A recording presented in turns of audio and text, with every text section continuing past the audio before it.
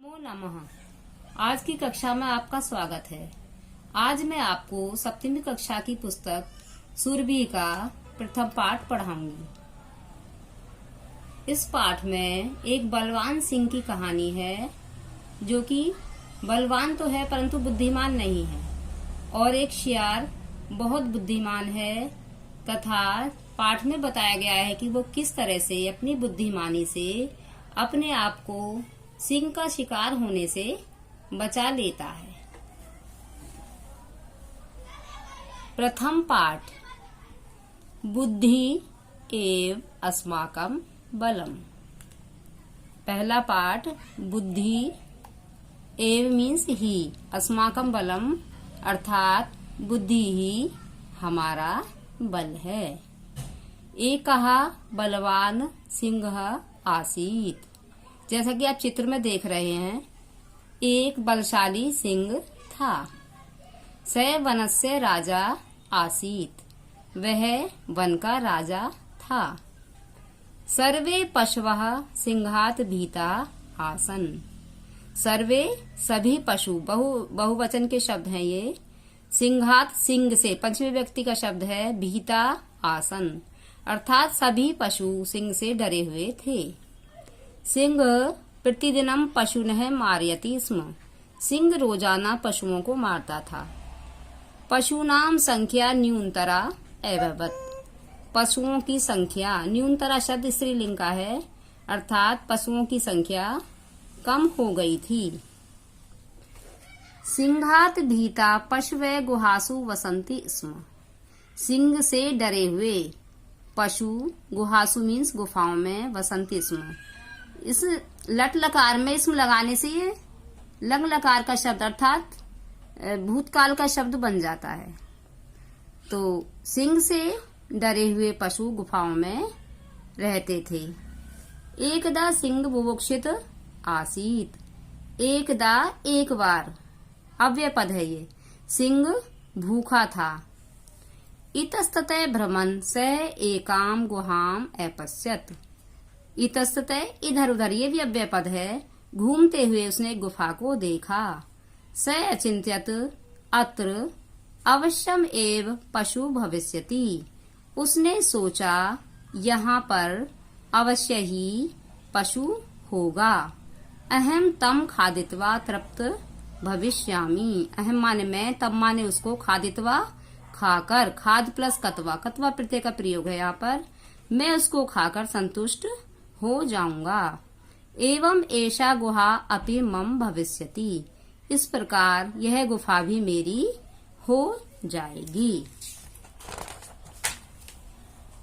परम गुहाया स्वामी एकः शृगालः आसीत्। परंतु उस गुफा का स्वामी एक, शृगाल मीन्स शियार था। परंतु उस गुफा का स्वामी एक शियार था, अर्थात वह एक शियार की गुफा थी। स अतीव बुद्धिमान आसीत्। वह बहुत ही बुद्धिमान था। सायंकाले यदा स गुहां प्रति आगच्छत् तदा मार्गे सः सिंहस्य शरणचिह्नानि अपश्यत्। शाम के समय जब वह गुफा की ओर आया, तब मार्ग में उसने सिंह के पैरों के निशान देखे, जैसे कि आप चित्र में देख रहे हैं। शृगाल अचिन्त्यत सिंह तु अवश्यम एव गुहाया अभ्यंतरम भवेत्। शियार ने सोचा कि सिंह तो अवश्य ही, ये तीनों अव्यय पद हैं, गुफा के अंदर होना चाहिए, क्योंकि निशान केवल एक साइड से थे, अर्थात जाने के थे, आने के नहीं थे। तदा किम करणीयम, तब क्या करना चाहिए। इति विचार्य स एकम उपायम अचिन्त्यत। ऐसा सोचकर उसने एक उपाय सोचा। गुहाया समीपम गत्वा स शृगाल उच्चैः अवदत् अयि गुहे अहम आगच्छम।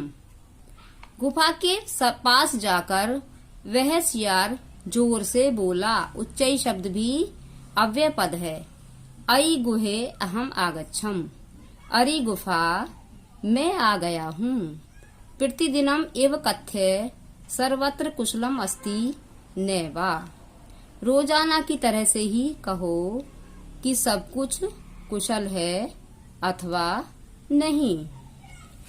सिंह अचिंत्यत यदि अहम उत्तरम न दास्यामि तदा तु शृगाल गमिष्यति। सिंह ने सोचा, लंग लकार का शब्द है चिंत्यत, सोचा। यदि मैं उत्तर न दूंगा तब तो शियार चला जाएगा। उसने सोचा कि हो सकता है गुफा जवाब देती हो। अतः स अगच्छत एकथ्यत, इसलिए उसने कहा आगच्छ अत्र सर्वम कुशलम अस्ति, इसलिए उसने कहा आओ यहाँ पर सब कुछ ठीक है। अब शृगाल सत्यम ज्ञातवा तत्क्षणम एव एधावत। अब शियार को सच्चाई पता चल गई थी, तो शियार सत्यम ज्ञातवा, शियार ने सत्य को जानकर उसी क्षण भागना शुरू कर दिया, अर्थात वह सत्य को जानकर उसी क्षण भाग गया। किंचित कालम प्रतीक्षाम कृत्वा सिंह गुहाया बहि आगच्छत। किंचित माने कुछ, ये भी अव्यय पद है और बहि भी अव्यय पद है। कुछ समय इंतजार करके सिंह गुफा से बाहर आया। तदा इतस्ततः पश्यन् सिंह पश्चात्तापम कृत्वा बुभुक्षित एव ऐतिष्ठत्। तदा तब इतस्ततः इधर उधर देखता हुआ सिंह पछताता हुआ भूखा ही रह गया। क्यों भूखा रह गया? क्योंकि शियार वहां से भाग गया था। उचितम एव कथितम सर्वाणि कार्याणि बुद्ध्या एव सिद्ध्यन्ति। उचित ही कहा गया है कि सभी कार्य, सर्वाणि कार्याणि एक दूसरे के ये विशेषण विशेष्य भी हैं, बुद्धि से ही सिद्ध होते हैं। अतः बुद्धि एव अस्माकं बलम अस्ति, इसलिए बुद्धि ही हमारा वास्तविक बल है। अब आपके समझ में अच्छी तरह आ गया होगा कि वास्तव में जो बुद्धिमान होता है वही बलवान होता है और वो अपनी बुद्धि के बल से किसी बलवान व्यक्ति या किसी को भी हरा सकता है। धन्यवाद।